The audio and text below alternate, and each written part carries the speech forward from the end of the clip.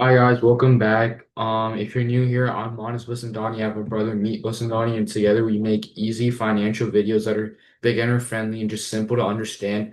And hopefully, they help teens just make better financial decisions.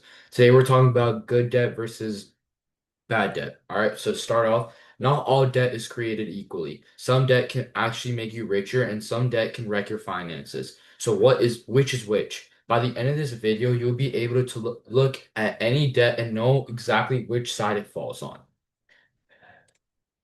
All right.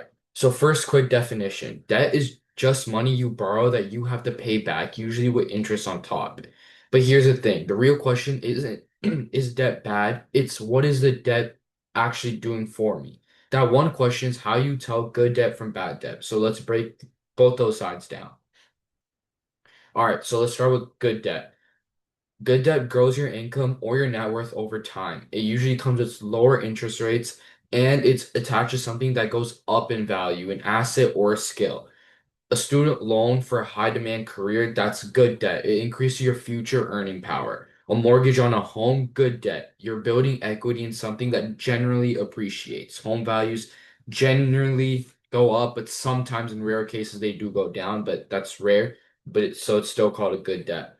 A small business loan, also good debt if it helps you build something that makes you money. All right. Now we go to bad debt. Now, bad debt does not grow your income or your net worth. That's basically what it means. It usually comes with high interest rates and it's attached to something that loses value fast or just disappears the moment you spend it. Credit card debt on things you consume like clothes or eating out, that's bad debt. Payday loans, bad debt.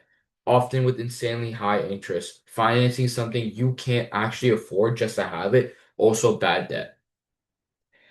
All right, now we compare them. So side by side, here's the difference. Good debt builds future value, comes with lower interest rate, is tied to an asset or a skill, and pays off over time. So like it'll eventually just pay itself off.